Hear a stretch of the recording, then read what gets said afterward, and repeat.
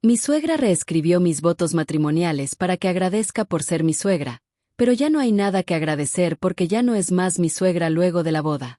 Todo comenzó 6 meses antes de la boda. Jenny, mi prometida, era la mujer de mis sueños. Dulce, inteligente, divertida y con una sonrisa capaz de derretir el corazón más duro. Pero junto con Jenny venía un extra no deseado. Su madre, Irene. Irene era el tipo de suegra que hace que te replantees casarte o seguir vivo. Era controladora, entrometida y absolutamente convencida de que ningún hombre sería nunca lo suficientemente bueno para su bebé. Desde el momento en que le propuse matrimonio a Jenny, Irene se metió en absolutamente todo. El lugar de la boda, el menú, la música, incluso la lista de invitados. Pero lo que hizo con mis votos matrimoniales fue la gota que derramó el vaso. Yo había escrito mis votos desde el corazón. Hablaban de nuestras primeras citas, de cómo me enamoré de Jenny viendo películas de los 80 en su sofá, de lo nervioso que estuve cuando conocí a su familia, y lo afortunado que me sentía de poder pasar el resto de mi vida con ella. Se los entregué a Jenny para revisarlos porque íbamos a leerlos frente al oficiante para asegurarnos de que fueran similares en tono. Ella me dijo que los dejaría con su madre porque estaba ayudándola con los arreglos y los imprimiría para el ensayo general. Error número 1. Confiar en Irene. El día del ensayo llegó. Jenny estaba radiante, mi familia emocionada, los amigos sonreían. El oficiante nos pidió que leyéramos los votos en voz alta para asegurarse de que todo estaba en orden. Me entregó la hoja que Irene había impreso para mí. No pensé en revisarla antes. Mala idea.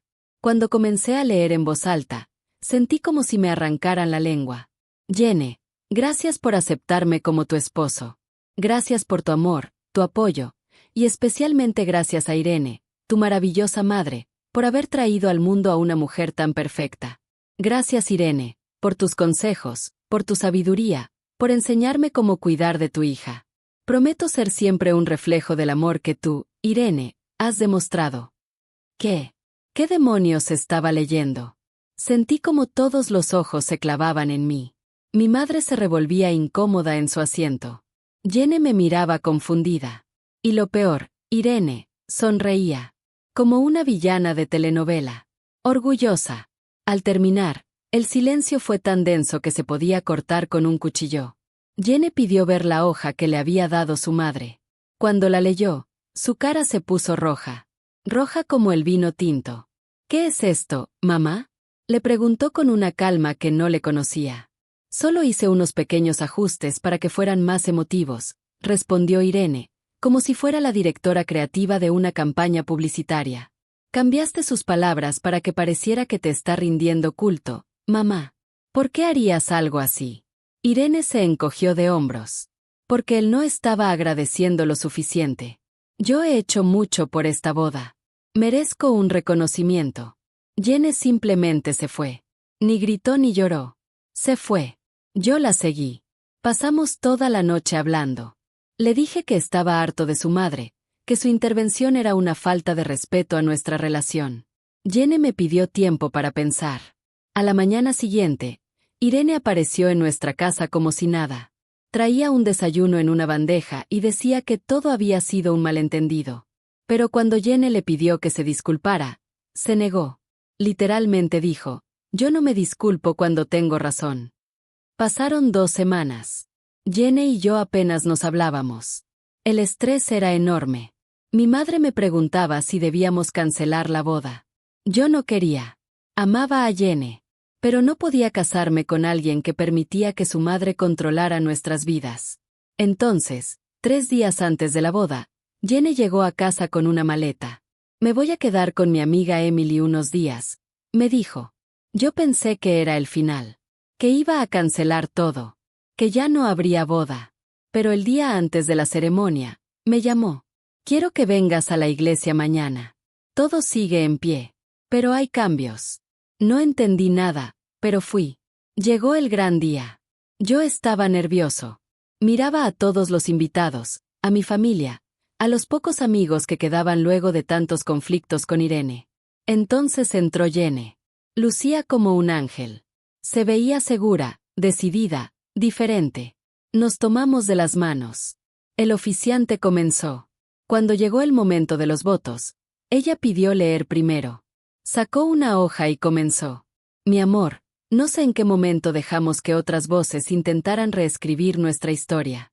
Pero hoy, delante de todos, quiero que sepas que solo tú y yo tenemos la pluma. Prometo que esta será la primera y última vez que permito que alguien más intervenga entre nosotros. Irene se removía en su asiento.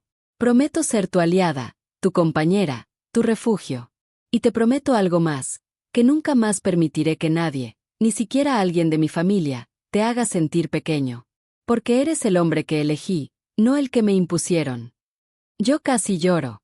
No, mentiras. Lloré. Me tocó leer mis votos. Esta vez eran los originales. Los que yo había escrito.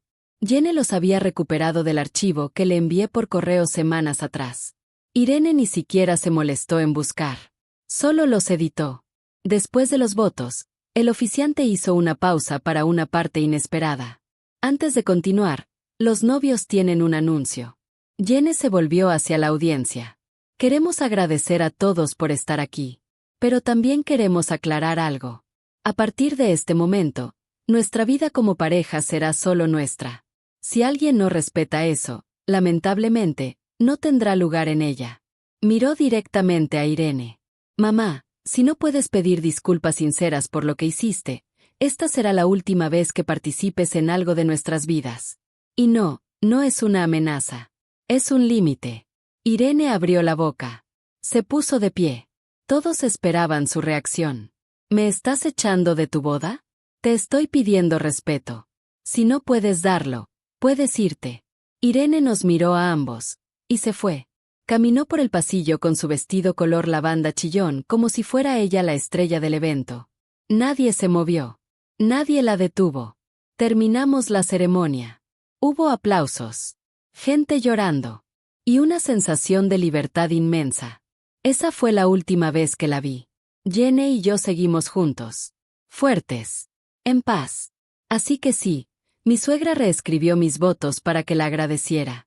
Pero ahora no hay nada que agradecer. Porque desde aquel día, ya no es mi suegra. Nunca quise ser la villana. Lo juro. Yo fui una madre dedicada, presente, que dio todo por su hija. Por eso, cuando Jenny me dijo que se iba a casar con ese tal Marcos, sentí miedo. No por celos, como muchos creen. Por instinto. Porque a mí no me engañas. Los hombres como él ocultan algo. Desde el principio, me pareció encantador. Demasiado encantador. Sonreía demasiado. Era atento, sí, pero de esa manera en que uno no sabe si es por amor o por cálculo. Vi en él una fachada. Lo hablé con Jenny. Le dije, ten cuidado. A veces los que más brillan por fuera, están huecos por dentro. Ella se enojó. Dijo que era feliz. Que él la hacía reír. Que nunca había sentido tanto amor. ¿Y qué hice yo? Me callé. Me tragué mi incomodidad. Porque pensé, tal vez soy yo. Tal vez es mi miedo hablando. Mi experiencia. Pero cuando empezaron los preparativos para la boda, vi quién era realmente Marcos. Se desentendía de todo. Todo lo organizamos entre Jenny y yo. Él apenas opinaba. Solo decía lo que ustedes quieran. Esa frase se convirtió en su escudo. Y claro, Jenny no lo veía. Ella estaba enamorada. Ciega. Y entonces, lo de los votos. Sí, los cambié. Pero no por maldad. Escuché los originales. Jenny me los mostró antes de enviarlos a impresión. No eran malos, pero eran genéricos. Como un discurso copiado de una comedia romántica. No decían nada de lo que habíamos vivido como familia. Nada de lo que yo, personalmente, hice por ellos. Y sí, puede sonar egoísta. Pero yo financié media boda. Decoré la iglesia. Coordiné con los proveedores. Pagué la luna de miel. Y de paso, hice de psicóloga cada vez que Jenny tenía dudas sobre casarse con él. ¿Y yo? ¿Qué recibía? Nada.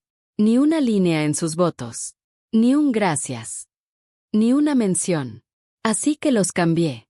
No demasiado. Solo añadí unas frases para recordarle al mundo, y a él, que esta boda no era solo por amor, sino por todo el esfuerzo que había detrás. ¿Acaso eso me hace mala persona? Cuando se leyó el texto en el ensayo, vi la sorpresa en sus ojos. Pero también vi algo más: vergüenza. ¿Por qué? Porque lo pillé. Porque sabía que tenía razón. Él no quería agradecerme, y eso lo molestó. Jenny se enojó. Claro. Me pidió que me disculpara. Yo le dije que no. Porque no lo sentía. Porque si decir la verdad es motivo de odio, entonces que me odien. Después de eso, ella se alejó. Pensé que cancelaría la boda. Hasta que, sorpresivamente, todo siguió en pie. El día de la ceremonia fui sola. Mi esposo falleció hace años, y mis hermanas no pudieron venir. Me senté en la segunda fila, con la mejor sonrisa que pude fingir. Jenny entró al altar. Estaba preciosa. Y yo, orgullosa. A pesar de todo, orgullosa. Hasta que abrió la boca. Nunca imaginé que mi propia hija se pondría en mi contra delante de todos. Que se atrevería a decir que si yo no pedía disculpas, ya no tendría lugar en su vida. Como si fuera una carga. Como si no hubiera sido yo quien la crió sola, quien la cuidó cuando tuvo fiebre a los 5 años, quien trabajó dobles turnos para que pudiera estudiar en la universidad. Y todo, por un hombre. Yo me fui. No por cobarde. Por dignidad. Porque si ella ya había elegido su bando, yo no iba a quedarme ahí mendigando cariño. Me fui sin mirar atrás. Pero claro, eso fue solo el principio del verdadero infierno. Después de la boda, nadie volvió a hablarme. Mi teléfono dejó de sonar. Jenny me bloqueó. Marcos me borró de las redes. Mi familia empezó a repetirme qué me había pasado, que debería haberme disculpado. Incluso mis amigas comenzaron a mirarme raro. Como si fuera una mujer amargada, una controladora, una narcisista. Pero nadie sabía todo lo que había soportado. ¿Acaso alguien más supo que encontré a Marcos saliendo de un bar con otra mujer 3 semanas antes de la boda? No. Porque no dije nada. Porque no tenía pruebas. Solo vi su espalda, su forma de caminar, su chaqueta de cuero que Jenny le regaló. Y sí, tal vez era solo un amigo. O tal vez no.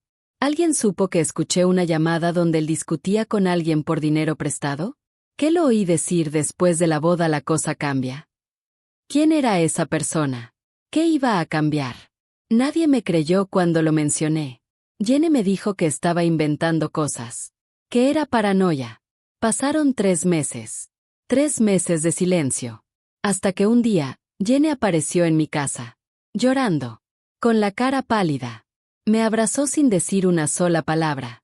Después de unos minutos, me confesó todo. Marcos la había estado engañando desde antes de la boda. Lo descubrió por una factura de hotel en su correo. Cuando lo confrontó, al principio lo negó. Luego lo aceptó, pero dijo que había sido una sola vez y que no significaba nada. Jenny le creyó. O quiso creerle.